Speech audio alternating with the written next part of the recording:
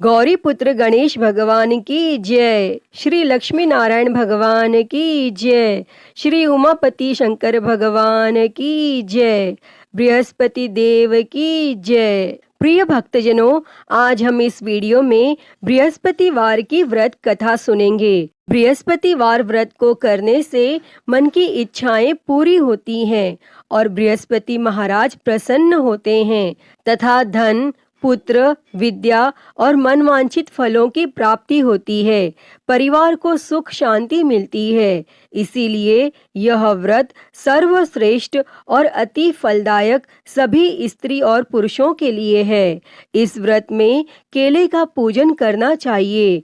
कथा और पूजन के समय तन, मन, क्रम, वचन से शुद्ध होकर जो इच्छा हो बृहस्पति देव की प्रार्थना करनी चाहिए और उनकी इच्छाओं को बृहस्पति देव अवश्य पूर्ण करते हैं, ऐसा मन में दृढ़ विश्वास रखना चाहिए। तो भक्तजनों, आइए अब सुनते हैं बृहस्पतिवार की व्रत कथा। तो आप सभी भक्तजन बड़ी ही श्रद्धा, ध्यान पूर्वक और प्रसन्न चित्त मन से इस कथा को सुनिए। तो सभी प्रेम से बोलिए श्री लक्ष्मी नारायण भगवान की जय। बृहस्पति देव की जय। सर्व देवी देवता की जय। भारतवर्ष में एक राजा राज्य करता था। वह बड़ा प्रतापी और दानी था। वह नित्य गरीबों और ब्राह्मणों की सहायता करता था, लेकिन यह बात उसकी रानी को अच्छी नहीं लगती थी। वह ना ही गरीबों को दान देती और ना ही भगवान का पूजन करती थी और राजा को भी दान देने से मना किया करती थी। एक दिन राजा शिकार खेलने वन को गए हुए थे तो रानी महल में अकेली थी। उसी समय बृहस्पति देव साधु वेश में राजा के महल में भिक्षा के लिए गए और भिक्षा मांगी। तब रानी ने भिक्षा देने से इनकार किया और कहा, हे साधु महाराज, मैं तो दान पुण्य से तंग आ गई हूँ। मेरा पति सारा धन लुटाता रहता है। मेरी इच्छा है कि हमारा धन नष्ट हो जाए, फिर न रहेगा बांस, न बजेगी बांसुरी। तब साधु ने कहा, देवी, तुम तो बड़ी अजीब हो। धन, संतान तो सभी चाहते हैं, पुत्र और लक्ष्मी तो पापी के घर भी होनी चाहिए। यदि तुम्हारे पास अधिक धन है तो भूखों को भोजन दो, प्यासों के लिए प्याऊ बनवाओ, मुसाफिरों के लिए धर्मशालाएं खुलवाओ और निर्धन अपनी कुंवारी कन्याओं का विवाह नहीं कर सकते, उनका विवाह करा दो। ऐसे कई और काम हैं जिनको करने से तुम्हारा यश लोक परलोक में फैलेगा। परंतु रानी पर उपदेश का कोई प्रभाव न पड़ा। वह बोली, महाराज, आप मुझे कुछ न समझाएं। मैं ऐसा धन नहीं चाहती जो हर जगह बांटती फिरूं। तब साधु ने उत्तर दिया, यदि तुम्हारी ऐसी इच्छा है तो तथास्तु। तुम ऐसा करना कि बृहस्पतिवार को घर लीप कर पीली मिट्टी से अपना सिर धोकर स्नान करना, भट्टी चढ़ाकर कपड़े धोना। ऐसा करने से आपका सारा धन नष्ट हो जाएगा। और इतना कहकर वह साधु महाराज वहां से आलोप हो गए। तब साधु के अनुसार कही बातों को पूरा करते हुए रानी को केवल 3 बृहस्पतिवार ही बीते थे कि उसकी समस्त धन संपत्ति नष्ट हो गई और भोजन के लिए राजा का परिवार तरसने लगा। तब एक दिन राजा ने रानी से बोला कि हे रानी, तुम यहीं रहो, मैं दूसरे देश को जाता हूँ, क्योंकि यहाँ पर सभी लोग मुझे जानते हैं, इसीलिए मैं कोई छोटा कार्य नहीं कर सकता। तब ऐसा कहकर राजा परदेश चला गया और वहाँ वह जंगल से लकड़ी काटकर लाता और शहर में बेचता और इस तरह वह अपना जीवन व्यतीत करने लगा।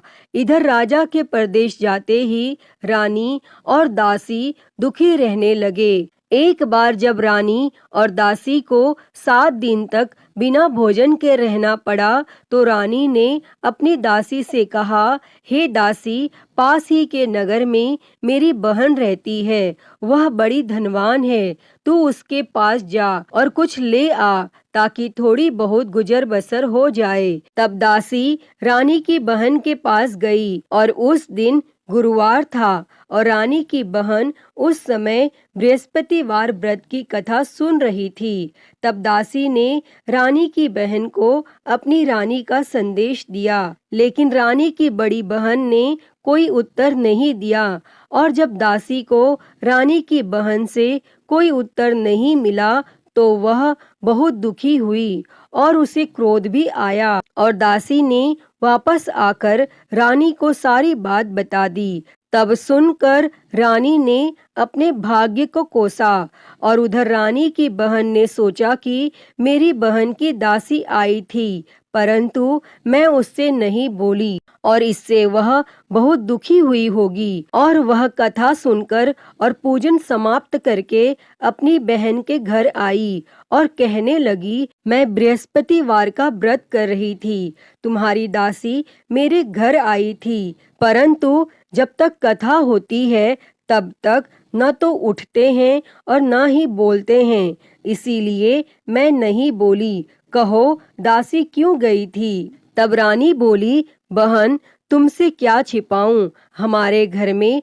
खाने तक को अनाज नहीं था। और ऐसा कहते कहते रानी की आंखें भर आई। उसने दासी समेत पिछले 7 दिनों में भूखे रहने तक की बात अपनी बहन को विस्तार पूर्वक सुना दी। तब रानी की बहन बोली, देखो बहन, भगवान बृहस्पति देव सबकी मनोकामना को पूर्ण करते हैं। देखो शायद तुम्हारे घर में अनाज रखा हो। पहले तो रानी को विश्वास नहीं हुआ, पर बहन के आग्रह करने पर उसने अपनी दासी को अंदर भेजा तो उसे सचमुच अनाज से भरा एक घड़ा मिल गया और यह देखकर दासी को बड़ी हैरानी हुई। तब दासी रानी से कहने लगी, हे रानी, जब हमको भोजन नहीं मिलता तो हम व्रत ही तो करते हैं, इसीलिए क्यों न इनसे व्रत और कथा की विधि पूछ ली जाए ताकि हम भी व्रत कर सकें। और तब रानी ने अपनी बहन से बृहस्पतिवार व्रत के बारे में पूछा। तब उसकी बहन ने बताया, बृहस्पतिवार के व्रत में चने की दाल और मुनक्का से विष्णु भगवान का केले की जड़ में पूजन करें तथा दीपक जलाएं, व्रत कथा सुनें और पीला भोजन ही करें, इससे बृहस्पति देव प्रसन्न होते हैं। व्रत और पूजन विधि बताकर रानी की बहन अपने घर को लौट गई और 7 दिन के बाद जब गुरुवार आया तो रानी और दासी ने व्रत रखा।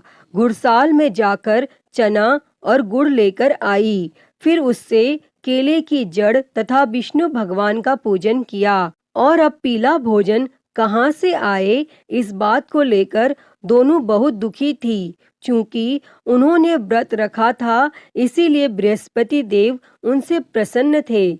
इसीलिए वे एक साधारण व्यक्ति का रूप धारण कर 2 थालों में सुंदर पीला भोजन दासी को दे गए। और तब भोजन पाकर दासी प्रसन्न हुई और फिर रानी के साथ मिलकर भोजन ग्रहण किया और उसके बाद वे सभी गुरुवार को व्रत और पूजन करने लगी। बृहस्पति भगवान की कृपा से उनके पास फिर से धन संपत्ति आ गई, परंतु रानी फिर से पहले की तरह आलस्य करने लगी। तब दासी बोली, देखो रानी, तुम पहले भी इस प्रकार आलस्य करती थी, तुम्हें धन रखने में कष्ट होता था और इस कारण सब धन नष्ट हो गया।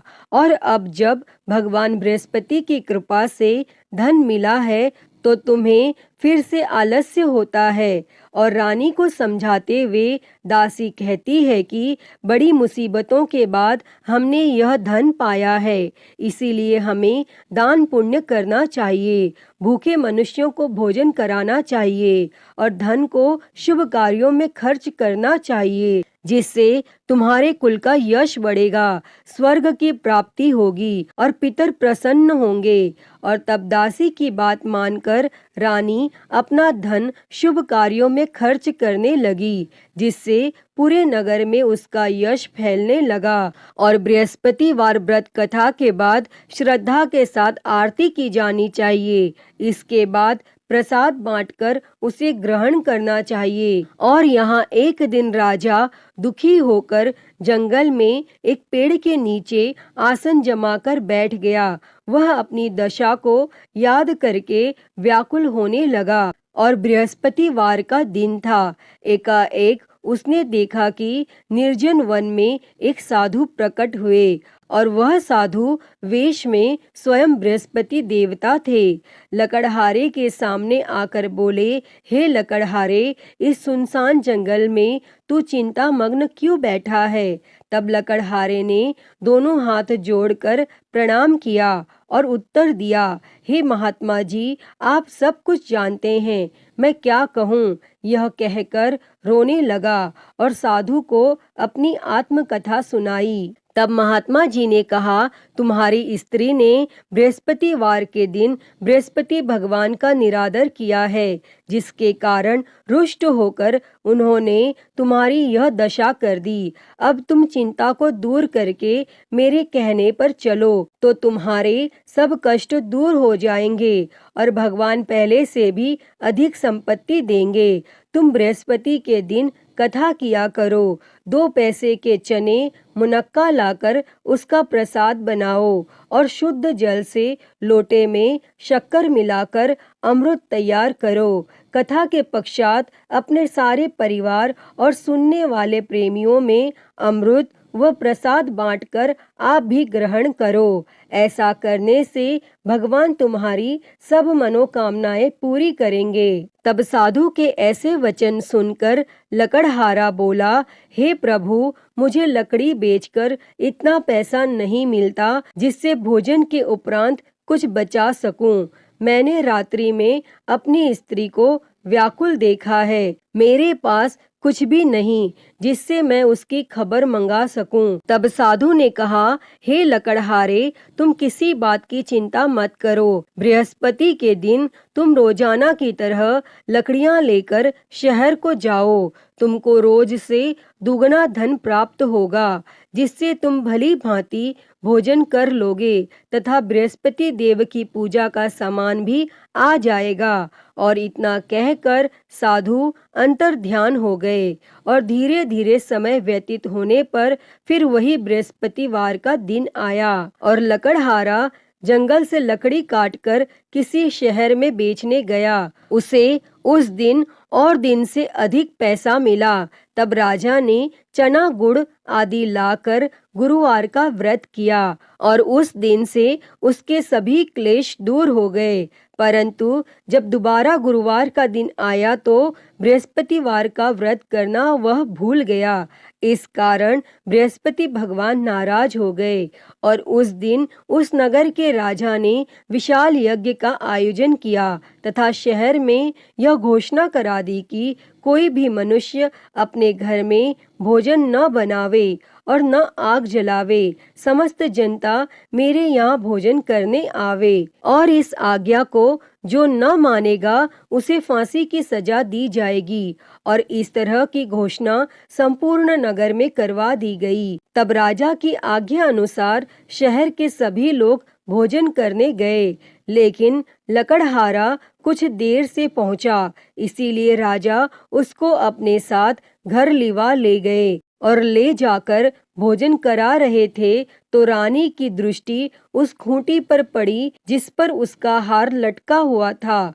वह वहां पर दिखाई नहीं दिया।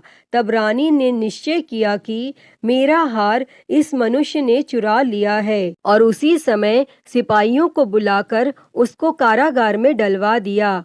और जब लकड़हारा कारागार में पड़ गया और वह बहुत दुखी होकर विचार करने लगा कि न जाने कौन से पूर्व जन्म के कर्म से मुझे यह दुख प्राप्त हुआ है, और वह उसी साधु को याद करने लगा जो कि जंगल में मिले थे।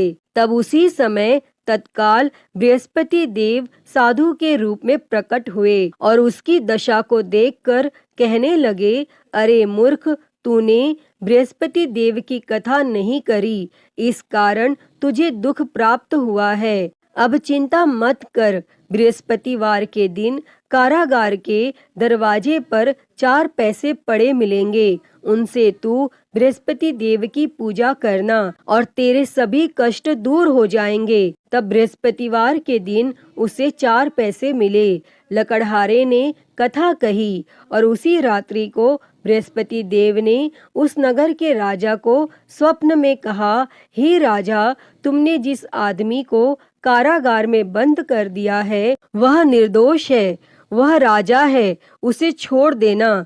और रानी का हार उसी खूंटी पर लटका है। अगर तू ऐसा नहीं करेगा तो मैं तेरे राज्य को नष्ट कर दूंगा। और इस तरह रात्रि के स्वप्न को देखकर राजा प्रातः काल उठा और खूंटी पर हार देखकर लकड़हारे को बुलाकर क्षमा मांगी तथा लकड़हारे को योग्य सुंदर वस्त्र आभूषण देकर विदा कर दिया। और बृहस्पति देव की आज्ञा के अनुसार लकड़हारा अपने नगर को चल दिया। और जब राजा अपने नगर के निकट पहुंचा तो उसे बड़ा आश्चर्य हुआ। नगर में पहले से अधिक बाग, तालाब, कुएं तथा बहुत सी धर्मशाला, मंदिर आदि बन गई हैं। तब राजा ने पूछा, यह किसका बाग और धर्मशाला है? तब नगर के सब लोग कहने लगे, यह सब रानी और बांदी के हैं। तो राजा को आश्चर्य हुआ और गुस्सा भी आया। और जब रानी ने यह खबर सुनी कि राजा आ रहे हैं तो रानी ने बांदी से कहा कि हे दासी, देख राजा हमको कितनी बुरी हालत में छोड़ गए थे और हमारी ऐसी हालत देखकर वह लौट न जाए, इसीलिए तू दरवाजे पर खड़ी हो जा।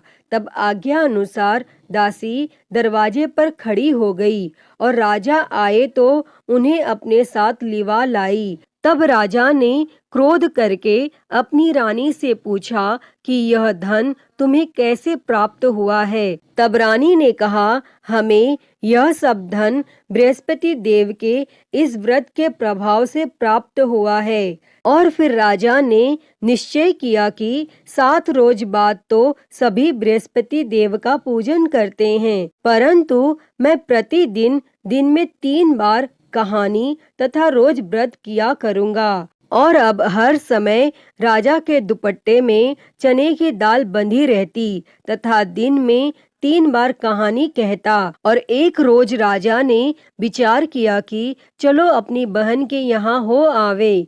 इस तरह निश्चय कर राजा घोड़े पर सवार हो अपनी बहन के यहाँ को चलने गया। मार्ग में उसने देखा कि कुछ आदमी एक मुर्दे को लिए जा रहे हैं। उन्हें रोककर राजा ने कहा, अरे भाइयों, मेरी बृहस्पति देव की कथा सुन लो। और वे बोले, लो, हमारा तो आदमी मर गया है, इसको अपनी कथा की पड़ी है।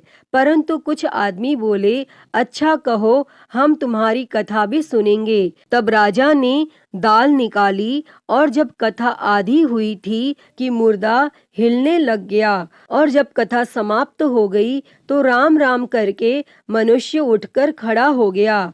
और आगे मार्ग में उसे एक किसान खेत में हल चलाता मिला। तब राजा ने उसे देखकर उससे बोले, अरे भैया, तुम मेरी बृहस्पतिवार की कथा सुन लो। तब किसान बोला, जब तक मैं तेरी कथा सुनूंगा तब तक 4 हरिया जोत लूंगा। जा अपनी कथा किसी और को सुना। इस तरह राजा आगे चलने लगा और राजा के हटते ही बैल पछाड़ खाकर गिर गया तथा किसान के पेट में बड़ी जोर का दर्द होने लगा। और उस समय उसकी माँ रोटी लेकर आई। उसने जब यह देखा तो अपने पुत्र से सब हाल पूछा। तब बेटे ने सभी हाल कह दिया। तो बुढ़िया दौड़ी दौड़ी उस घुड़सवार के पास गई और उससे बोली कि मैं तेरी कथा सुनूंगी, तू अपनी कथा मेरे खेत पर चलकर ही कहना। तब राजा ने बुढ़िया के खेत पर जाकर कथा कही और जिसके सुनते ही वह बैल उठ खड़ा हुआ तथा किसान के पेट का दर्द भी बंद हो गया। और राजा अपनी बहन के घर पहुंचा और बहन ने भाई की खूब मेहमानी की। दूसरे रोज प्रातः काल राजा जगा तो वह देखने लगा कि सब लोग भोजन कर रहे हैं। तब राजा ने अपनी बहन से कहा, ऐसा कोई मनुष्य है जिसने भोजन नहीं किया हो, मेरी बृहस्पतिवार की कथा सुन ले। तब बहन बोली, हे भैया, यह देश ऐसा ही है कि पहले यहाँ लोग भोजन करते हैं, बाद में अन्य काम करते हैं। अगर कोई पड़ोस में हो तो देख आऊं। और वह ऐसा कहकर देखने चली गई, परंतु उसे कोई ऐसा व्यक्ति नहीं मिला जिसने भोजन न किया हो। अतः वह एक कुम्हार के घर गई जिसका लड़का बीमार था। उसे मालूम हुआ कि उनके यहाँ 3 रोज से किसी ने भोजन नहीं किया है। तब रानी ने अपने भाई की कथा सुनने के लिए कुम्हार से कहा और वह तैयार हो गया। तब राजा ने जाकर बृहस्पतिवार की कथा कही, जिसको सुनकर उसका लड़का ठीक हो गया और अब तो राजा की प्रशंसा होने लगी। फिर एक रोज राजा ने अपनी बहन से कहा कि हे बहन, हम अपने घर को जाएंगे, तुम भी तैयार हो जाओ। राजा की बहन ने अपनी सास से कहा। सास ने कहा, हाँ चली जा, परंतु अपने लड़कों को मत ले जाना, क्योंकि तेरे भाई की कोई औलाद नहीं है। और बहन ने अपने भैया से कहा, हे भैया, मैं तो चलूंगी, पर कोई बालक नहीं जाएगा। तब राजा बोला, जब कोई बालक नहीं चलेगा तब तुम भी क्या करोगी? और बड़े दुखी मन से राजा अपने नगर को लौट आया। और राजा ने अपनी रानी से कहा, हम निर्वंशी है, हमारा मुंह देखने का धर्म नहीं है। और फिर कुछ भोजन आदि भी नहीं किया। तब रानी बोली, हे प्रभु, बृहस्पति देव ने हमें सब कुछ दिया है, वह हमें औलाद अवश्य देंगे। और उसी रात को बृहस्पति देव ने राजा से स्वप्न में कहा, हे राजा, उठ, सभी सोच त्याग दे, तेरी रानी गर्भ से है। तब राजा को यह बात सुनकर बड़ी खुशी हुई और 9वें महीने में उसके गर्भ से एक सुंदर पुत्र पैदा हुआ। तब राजा बोला, हे रानी, स्त्री बिना भोजन के रह सकती है, पर बिना कहे नहीं रह सकती। जब मेरी बहन आवे तुम उससे कुछ कहना मत। तब रानी ने यह सुनकर हाँ कर दिया।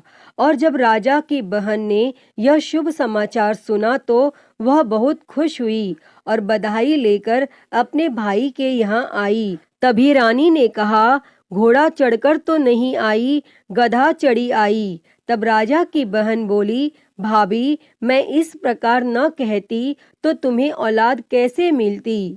प्रिय भक्तजनों, बृहस्पति देव ऐसे ही हैं, जैसी जिसके मन में कामनाएं हैं सभी को पूर्ण करते हैं। जो सद्भावना पूर्वक बृहस्पतिवार का व्रत करता है एवं कथा पढ़ता है अथवा सुनता है, दूसरों को सुनाता है, बृहस्पति देव उसकी सभी मनोकामना पूर्ण करते हैं। जैसी सच्ची भावना से रानी और राजा ने उनकी कथा का गुणगान किया तो उनकी सभी इच्छाएं बृहस्पति देव जी ने पूर्ण की थीं। अतः हे बृहस्पति देव जी, जैसी कृपा आपने राजा और रानी पर की, वैसी ही कृपा इस कथा को कहते, सुनते और हुंकारा भरते सभी पर करना। तो सभी प्रेम से बोलिए, बृहस्पति देव की जय, श्री लक्ष्मी नारायण भगवान की जय। प्रिय भक्तजनों, तो मैं उम्मीद करती हूँ कि आपको आज की ये कथा पसंद आई होगी। और अगर वीडियो अच्छी लगी हो तो इसे लाइक करें, ज़्यादा से ज़्यादा शेयर करें और कमेंट बॉक्स में बृहस्पति देव जी की जय लिखना ना भूलें। और महाकाल भक्ति ज्ञान चैनल को सब्सक्राइब कर नोटिफिकेशन बेल को ज़रूर ऑन कर लें। हर हर महादेव। धन्यवाद।